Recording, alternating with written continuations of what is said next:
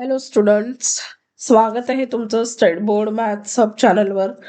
तर ह्या व्हिडिओमध्ये आपण क्लास 7 मॅथ्स चॅप्टर परिमेय संख्या सराव संच 24 शिकणार आहोत. तर मागच्या दोन व्हिडिओमध्ये एका व्हिडिओमध्ये आपण इंट्रोडक्शन पार्ट शिकलो, त्याच्यानंतर त्याचे ऑपरेशन. आता ह्या पार्टमध्ये आपण डेसिमल म्हणजे परिमेय संख्याचे दशांश रूप काय असते ते शिकणार आहोत. तर परिमेय संख्यांचे दशांश रूप कसे काढायचे म्हणजेच decimal representation of rational numbers ते शिकण्याआधी आपण थोडं कॅल्क्युलेशन बघूया. म्हणजे त्याच्यामध्ये जे तर दशांश अपूर्णांकाचे गुणाकार व भागाकार कसे करायचे ते आपण थोडक्यात आधी शिकूया. तर बघा 0.1 तर याला आपण कसं लिहू शकतो 1/10.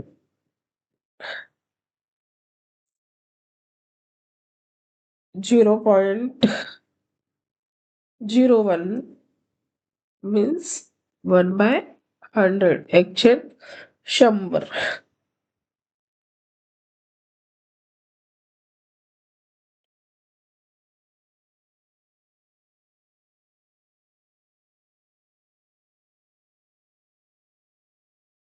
तर हे बघा 0.1 इंटू 0.1 म्हणजे याचा आन्सर 1 इंटू 1 हे काय झालं 1 इंटू 1 हे झालं 1.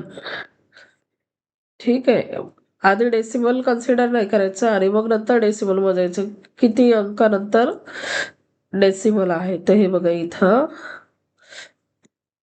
इथं झालं 1 आणि इथं झाले 2. तर इथं मग 2 डिजिट द्यायचे.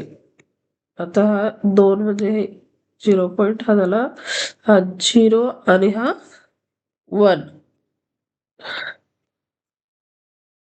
हे बघा 2 डिजिट म्हणजे 0. आता इथं 2 डिजिट झालाय, हा 1 आणि हा 1. तर मग 2 डिजिट 1 इंटू 1 तर 1च होईल आणि मग 2 डिजिट म्हणजे एक आता हा 0 आणि हा 1 असं हे काउंट करायचं. आता दुसरा एक्झाम्पल बघू आपण. फॉर एक्झाम्पल 0.2 इंटू 0.3 तर याचं किती होईल 0.2 इंटू 0.3 हे झाले 3 2 6. हे डायरेक्ट काय पकडायचे 6 घ्यायचे. ठीक आहे, हे 6 घेतले आणि मग हा 1 डिजिट आणि हा 1 डिजिट असे 2 डिजिट घ्यायचे.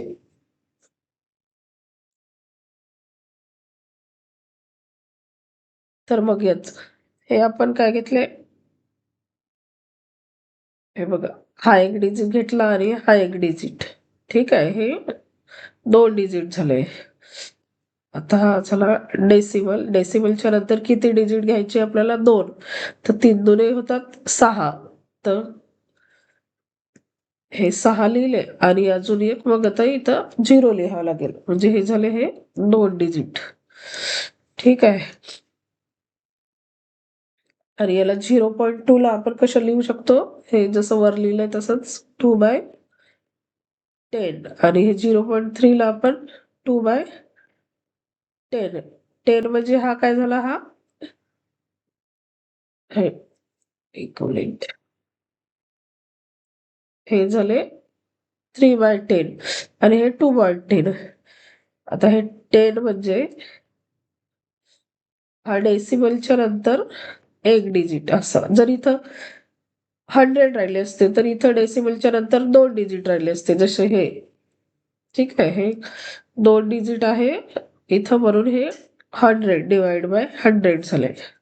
जर इथं 3 डिजिट असले तर /1000. तर आपण आणखी उदाहरणं घेऊया म्हणजे तुम्हाला थोडं समजेल. जसं आता हे 1.2 इंटू 2.5 तर याचं डेसिमल लक्षात नाही घ्यायचं, आधी नॉर्मल गुणाकार करायचा. तर नॉर्मल गुणाकार येतो याचा म्हणजे 12 इंटू 25 इक्वल टू 300. आणि मग नंतर डेसिमल लावायचे. तर इथं डेसिमल किती आहे? डेसिमलच्या नंतरचे डिजिट मोजायचे. तिथं आहे 1 आणि हा एक 2. म्हणजे आता इथं डेसिमल येईल आपला. म्हणजे आन्सर येईल मग इथं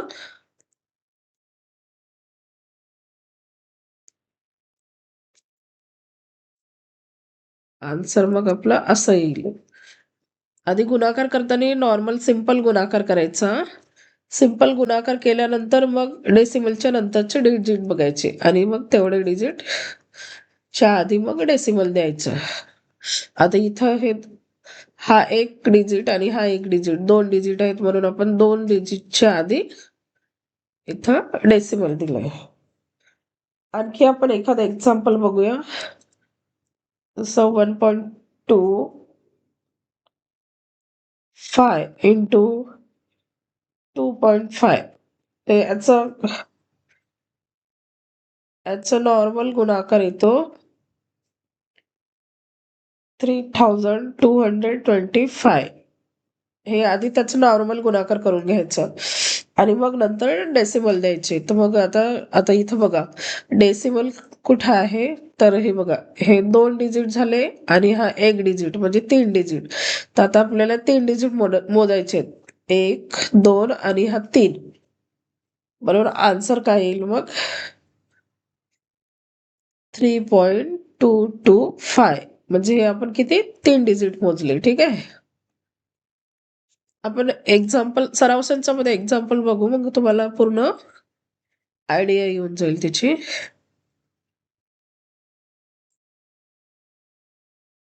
हे बघा आणखी एक 1.76 इंटू हे 10 केले. ते आधी नुसतं नॉर्मल याचा गुणाकार करायचा. त्याचं गुणाकार येईल हे बघा इंटू 10 म्हणजे हे 176 आणि हा एक 0. ठीक आहे. आणि मग डेसिमल कुठे आहे 1 आणि 2 डिजिट. तर मग इथे हा 1 झाला आणि हा 2 झाला. मग आपला डेसिमल आला इथं. ठीक आहे. तर याच्यानंतर जो पण 0 असते त्याला काही व्हॅल्यू नसते म्हणून आपण याला असं 17.6 असं लिहू शकतो. तसंच आणखी एक एक्झाम्पल बघूया. 1.76 इंटू 100 झाला. ठीक आहे. तर आपण आधी फक्त नॉर्मल गुणाकार करायचा, डेसिमलचा विचार करायचा नाही. 1.76 इंटू 100 तर आता 176 इंटू 100 हे किती झाले? हे झाले 176 आणि हे 2 शून्य म्हणून इकडे झाले हे 2 शून्य. आणि आता बघा आता काय करायचं, डेसिमल लावताना हे डेसिमलच्या नंतर किती डिजिट आहेत? तर हा झाला 1 आणि हा झाला 2 म्हणजे इथं आपला डेसिमल येईल. म्हणजे आन्सर किती आला 176. ओके. आणखी एक एक्झाम्पल घेऊया. 1.76 इंटू 1000 म्हणजे 1000. ठीक आहे. तुम्हाला याच्यामधून कळून जाईल म्हणून मी हे एक सारखे एक्झाम्पल घेते आहे की याच्यावरून तुम्हाला डिफरन्स लक्षात येईल त्याचं की काय होणार आहे ते. ते बघा आता याचा आधी नॉर्मल गुणाकार करू आपण. ठीक आहे. तर हे किती झाले 176 इंटू 1000 म्हणजे हे 1000चे 3 0 तर आपण इकडे 1 2 आणि हे 3 शून्य लावले. हा नॉर्मल झाला. आणि मग आता डेसिमलचा विचार करायचा. तर डेसिमल किती डिजिट नंतर आहे 1 आणि 2. तर मग इकडे आपला हा 1 डिजिट आणि हा 2 डिजिट म्हणजे आपला डेसिमल इथं येईल. ठीक आहे. तर आन्सर किती आलंय? आन्सर आला 1760. ओके. डेसिमलच्या नंतरच्या झिरोची काही व्हॅल्यू नाही. ठीक आहे. तुम्ही याच्यामध्ये 3 एक्झाम्पल मध्ये कम्पॅरिझन करून घ्या म्हणजे तुम्हाला समजायला येईल की डेसिमल कुठं लावायचा. ठीक आहे. आणखी मग आपण सराव संच सोडवताना आपल्याला समजेलच. आणखी एक एक्झाम्पल घेऊया. हे बघा काय 0.07 इंटू 10. आपल्याला आधी डेसिमलचा विचार करायचा नसतो. ठीक आहे. तर आता हे किती झाले 7 इंटू 10 झाले 70. ठीक आहे, 7 10 70. आणि मग डेसिमल किती डिजिट नंतर आहे ते बघायचं. हा हा झाला 1 आणि हा झाला 2, म्हणजे 1 आणि 2 म्हणजे ह्या याच्या आधी येईल तो. ठीक आहे, म्हणजे डेसिमल 2 डिजिट आहे ना, म्हणून आन्सर झालं 0.7. ठीक आहे, हे 3 4 एक्झाम्पल तुम्ही कम्पेअर करा, म्हणजे तुम्हाला ह्याचं डिफरन्स समजून जाईल. सेम तसंच आपण आता 0.07 इंटू 100 करू. ठीक आहे, तर सेम तीच प्रोसिजर. 7 इंटू 100 म्हणजे 7 गुणिले 100 म्हणजे हे झाले 700. आणि डेसिमलच्या नंतर विचार करायचा, हे किती 2 डिजिट आहेत. तर एक हा 1 आणि हा 2 म्हणजे इथं डेसिमल येईल, म्हणजे आपला आन्सर आला 7. ठीक आहे, आता अजून एक देऊ, म्हणजे तुम्हाला हे कम्पॅरेटिव्हली स्टडी करायला चांगलं होईल. 0.07 इंटू 1000. ठीक आहे, आता याला पण सेम तसंच 7 इंटू 1000 केले आपण, तर किती झाले? 7000 झाले. आणि नंतर डेसिमलचा विचार करायचा, तर डेसिमल किती कुठं आहे? इथं आहे, 2 डिजिट. तर हा 1 आणि हा 2 म्हणजे हे झाला आन्सर, म्हणजे हे झालं 70 इज द आन्सर, म्हणजे 70 आला. तुम्ही हे कम्पॅरेटिव्हली स्टडी करा, म्हणजे तुम्हाला हे लवकर लक्षात येईल. ओके, तर आपण आता सराव संच बघूया. सराव संचामध्ये काय आहे? परिमेय संख्या दशांश रूपात लिहा.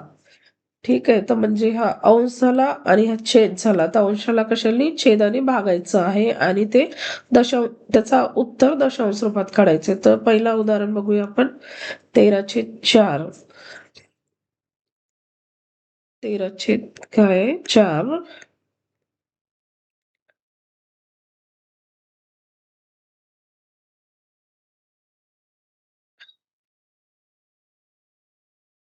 तर याला आपण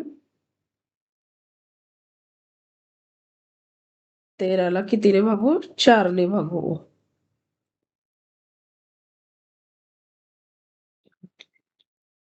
4 तिरी हे झाले 12. उरला 1. आता आपल्याला इथं काहीच नाही, म्हणून आपण आता इथं एक दशांश चिन्ह देऊ आणि काय घेऊ? 0 घेऊ. तर मग इथं आपण एक 0 घेतला. ठीक आहे, इथं एक 0 घेतला. मग आता याला 4ने भाग द्यायचा आणखी. तर हे काय, मग आपण इथं दशांश चिन्ह घेतलं म्हणून इथं पण दशांश चिन्ह लिहायचं. ते 4 दुने काय झाले? 8 झाले. उरले 2. आता आणखी इथं घ्यायला काहीच नाहीये, म्हणून आता 0 घेतला. इथं एक 0 वाढवलं. ठीक आहे, ओके. हे झाले आता 4×5 = 20. आता काय झालं? पूर्ण भाग गेला. तर म्हणजेच 13/4 याचा आन्सर आलंय 3.25. हे झालं याचं उत्तर झालं. ठीक आहे, याला पूर्ण भाग गेला. आता दुसरं उदाहरण बघूया.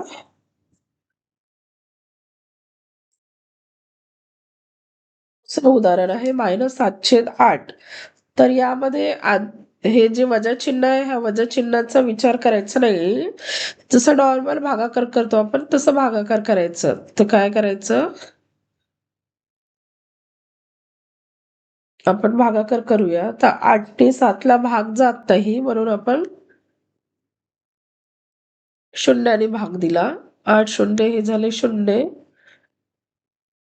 ठीक आहे, मग आता इथं 7च्या बाजूला घ्यायला कुठलीच संख्या नाहीये, तर मग आपण इथं दशांश चिन्ह देऊया आणि एक 0 घेऊया. ह्या दशांश चिन्हाच्या नंतर आपण किती पण 0 घेऊ शकतो, त्याची काही व्हॅल्यू चेंज होत नाही. ठीक आहे, तर आपण इथं 0 घेतला, तो 0 आपण इथं खाली घेतला. ठीक आहे, आणि इथं वर पण आपण दशांश चिन्ह म्हणजे डेसिमल देऊन दिला. ठीक आहे, तर आता काय झालं? 8 हे झाले 64, म्हणजे 64. उरले 6. आता इथं आणखी एक 0 घेऊ आपण आणि मग तो 0 इथं घेऊ. ठीक आहे, असं हे झालं. 8 7 याला काय आठी सती हे 56 झाले. ठीक आहे. उरले 10तून 6 गेले हे 4. ठीक आहे. मग आता इथं घ्यायला पण काहीच नाही म्हणून आणखी आपण एक 0 घेतला इथं. तो 0 इथं घेतला. ह्या 0नी त्या संख्येची व्हॅल्यू चेंज होत नाही कारण ते डेसिमल नंतर आहे, दशांश नंतर आहेत, म्हणून 7ची व्हॅल्यू 7च राहणार आहे. ठीक आहे. मग आता बघा 8×5 40. याला आता काय गेलं, पूर्ण भाग गेला. ठीक आहे. म्हणून आता याची व्हॅल्यू काय होईल, 7/8. याचा आन्सर येईल 7/8चं 0.875 आणि इथं मायनस साईन असल्यामुळे याला मायनस साईन येईल. ठीक आहे. हे झालं याचं आन्सर झालं दुसऱ्याचं. आता आपण तिसरा उदाहरण बघूया. 7.3/5. तर इथं आपल्याला पूर्णांक युक्त अपूर्णांक दिलेला आहे. तर याला आधी अंशाधिक अपूर्णांकामध्ये रूपांतर करूया. ठीक आहे.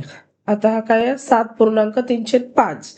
याला अंशाधिक अपूर्णांकामध्ये याचं रूपांतर करू तर काय करावं लागेल आधी, हे बघा 7 गुणिला हे झाले 5 अधिक हे 3 आणि छेद काय जसाचा तसा ठेवायचं. ठीक आहे. तर हे 7×5 = 35 अधिक 1 अधिक 3 हे झाले 38. 38/5. तर आपण आता 38ला 5ने भागूया. हे 5 हे झाले 38. आता हे बघा 5×7 35 उरले 3. आता इथं 3च्या नंतर आपल्याला काही संख्या राहिली नाही म्हणून आपण इथं दशांश चिन्ह दिलं आणि 0 घेतलं. ठीक आहे.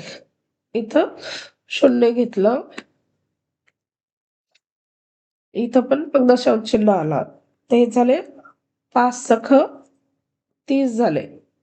ठीक आहे. आता काय झालं, पूर्ण भाग गेला याला. इथं बाकी आले 0.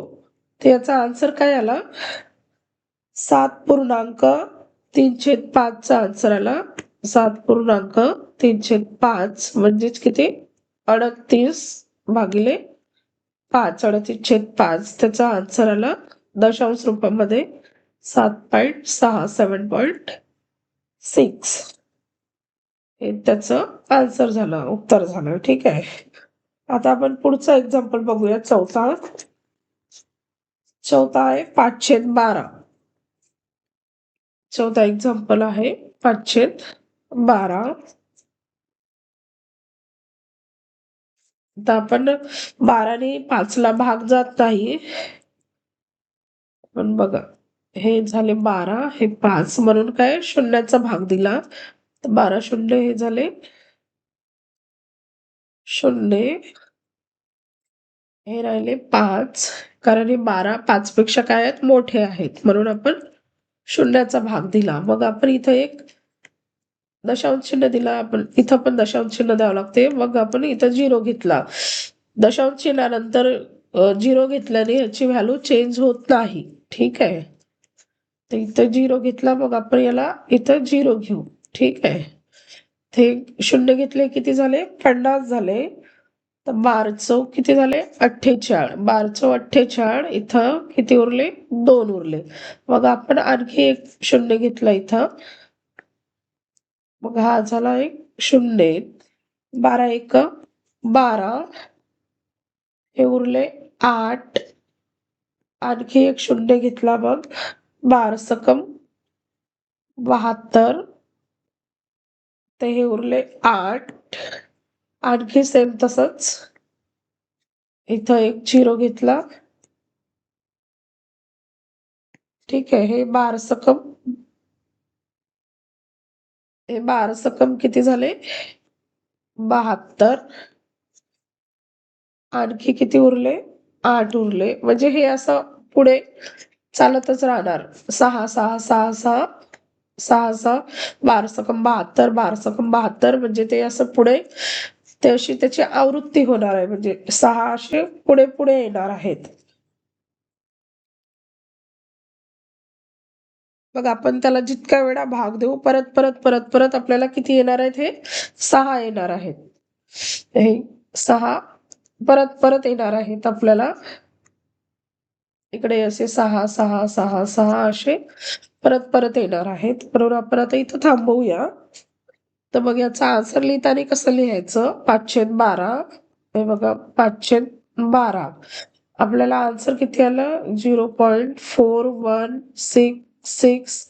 इकडे 6 भरपूर आले. 6 म्हणजे 6 काय पुन्हा पुन्हा येत आहे, म्हणून त्याच्या मग त्याला लिहायचं कसं, हे 0.41. 6 ची आवृत्ती पुन्हा पुन्हा होत आहे, म्हणून त्याच्या इथे डोक्यावर असं टिंब लिहायचं. म्हणजे 5/12चा आन्सर आला 0.416.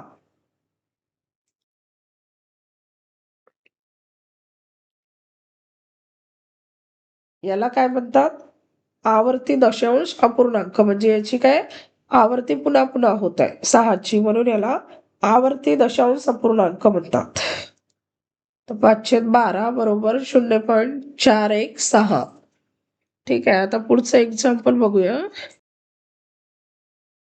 तर हा झाला 5/12, हा झाला आवर्ती दशांश अपूर्णांक. कारण 6चे काय होत आहे इथं, आवर्ती होत आहे, म्हणजे ते काय पुन्हा पुन्हा येत आहे, म्हणून तो आवर्ती दशांश अपूर्णांक झाला. आता आपण कुठला 5वा एक्झाम्पल बघूया. 5वा एक्झाम्पल थोडा इंटरेस्टिंग आहे, आणि हा नंबर पण तुमच्या ओळखीचाच आहे, 22/7. ठीक आहे, तर 22ला काय 7ने भाग द्यायचा आहे. तर बघा आपण करू, आपण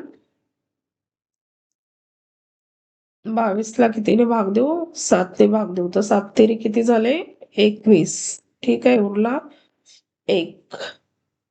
आता सेम तसंच इथं डेसिमल दिला, 0 घेतला, मग इथं 0 आला, इथं डेसिमल दिला, मग 7 काय झाले, हे 7 झाले. इथं उरले 3, मग इथं एक 0 घेतला, हे इथं एक 0 घेतला. हे बघा, हे असं आहे. ठीक आहे, मग हे झाले 7/4, हे झाले 7/28. इथं किती उरले, 2 उरले. मग अजून इथं एक 0 घेतला. ठीक आहे,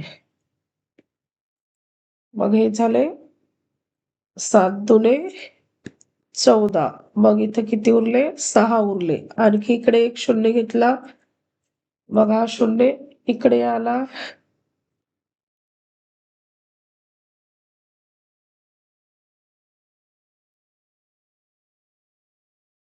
7×2 हे झाले 14.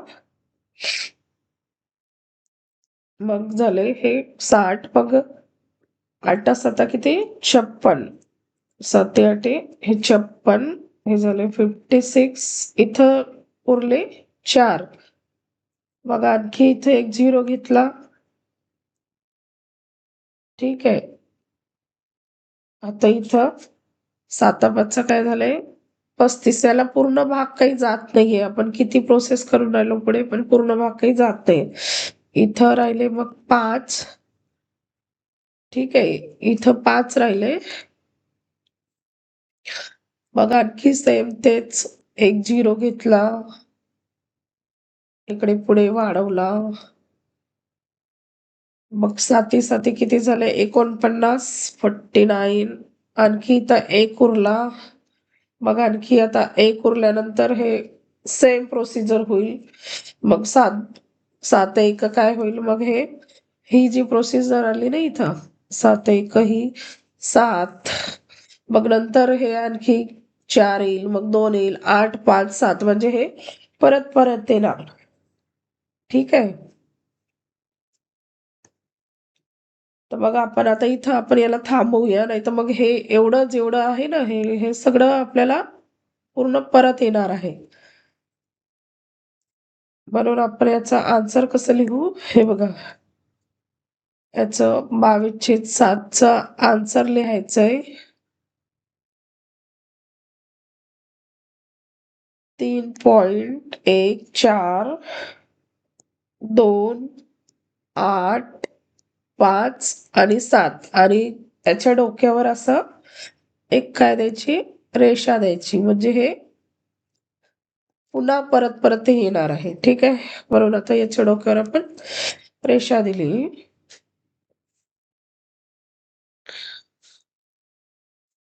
3.142.8 5 आणि हे 7. ठीक आहे, म्हणजे हे याची आवृत्ती पुन्हा होणार आहे. म्हणजे आपण आणखी पुढे करू तर हेच दिसणार आहे. या सिक्वेन्स 1 4 2 8 5 आणि 7 म्हणून याला काय म्हणतात, आवर्ती दशांश रूप. याला म्हणतात आवर्ती दशांश रूप. ठीक आहे, हे झालं 22/7चं आन्सर.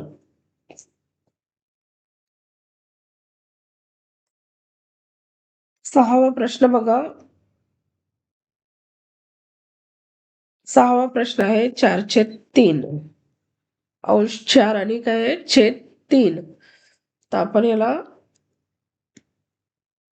3 ने भागूया 4ला. तर काय झालं, 3 3 उरला 1. आता इथं घ्यायला काही नाहीये म्हणून आपण इथं दशांश चिन्ह दिला आणि 0 घेतला. तर मग इथं पण दशांश चिन्ह द्यावं लागेल. ठीक आहे, तर मग हा 0 इथं खाली आला. याला आपण खाली घेतलं, मग काय झालं, 3 तिरी 9. हे झाले 3 तिरी 9. 1 राहिला, मग आणखी एक 0 वाढवला आपण. मग इथं एक 0 घेतला. ठीक आहे, मग हे झाले 3 तिरी आणखी 9. मग इथं 1 उरला, मग आणखी सेम तेच 0 घेतला आणि इथं 3 तिरी काय झाले 9. म्हणजे हे पुन्हा पुन्हा 3 येत आहेत.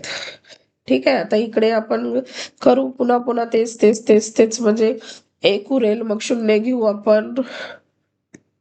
म्हणजे इथं किती 3ची काय होत आहे, आवृत्ती होत आहे. इथं 3ची आवृत्ती होत आहे. हे 3ची काय होईल, इथं आवृत्ती होत आहे. म्हणून आपण याला याचा आन्सर कसं लिहायचं, 4/3 बरोबर 1.3. आता हे 3ची आवृत्ती होत आहे म्हणून 3च्या डोक्यावर काय द्यायचं, इथं टिंब द्यायचं. ठीक आहे, म्हणजे 3ची पुन्हा पुन्हा काय होत आहे, आवृत्ती होत आहे. तर 1.3 1.3 असं याचं काय येईल, आन्सर येईल. आणि 3च्या डोक्यावर काय दिला, हा टिंब दिला, म्हणजे 3ची काय होत आहे, इथं आवृत्ती होत आहे. ओके, आता याच्यानंतर पुढचा एक्झाम्पल बघूया, 7वा. तर 7वा एक्झाम्पल काय आहे, 7/9. 7वा एक्झाम्पल आहे 7/9 म्हणजे 7/9. 7ला कितीने भागायचं आहे, 9ने भागायचं आहे. 7ला 9ने भागायचं आहे. तर इथं 9 काय 7 पेक्षा मोठे असल्यामुळे इथं भाग जाणार नाही, म्हणून आपण 0ने भागू.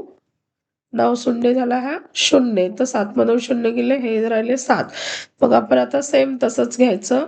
इथं दशांश चिन्ह दिलं म्हणजे डेसिमल आणि 0 घेतलं, तर इथं पण एक डेसिमल द्यावं लागेल. ठीक आहे, तर मग आता हा 0 घेतला आपण, इथं खाली घेतला, हे झाले 70. तर हे किती, 9 7 63 म्हणजे किती झाले, 63 झाले. आता इथं किती उरले, 70 मधून 63 गेले, हे 7 उरले. ठीक आहे, आता आणखी इथं सेम तसं 0 घेतला.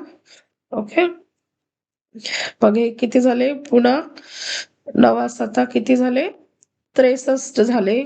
आणि पुन्हा किती उरले, 7 उरले. ठीक आहे, मग आणखी आपण असं पुन्हा घेऊ. मग तिथं पुन्हा पुन्हा म्हणजे तीच प्रोसिजर होणार आहे. ठीक आहे, इथं किती उरणार आहे, 7 उरणार आहेत. म्हणजे 7ची काय होत आहे, इथं आवृत्ती होत आहे. तर इथं 7ची काय झाली आवृत्ती झाली, म्हणून आपण याचा आन्सर कसं लिहू? याचा आन्सर आपण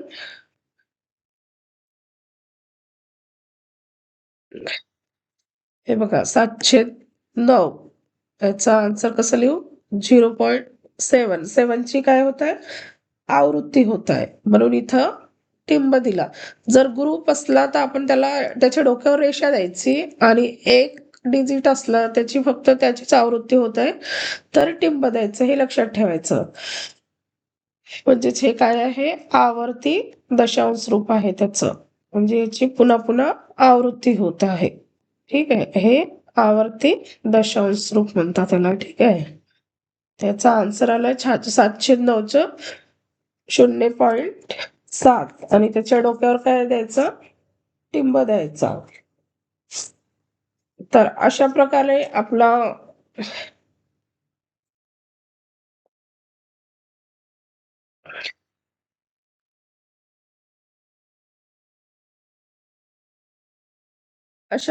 आपला सराव संच 24 संपलेला आहे. तर तुम्हाला आवडला असेल तर लाईक करा, शेअर करा आणि सबस्क्राईब करा. थँक्यू.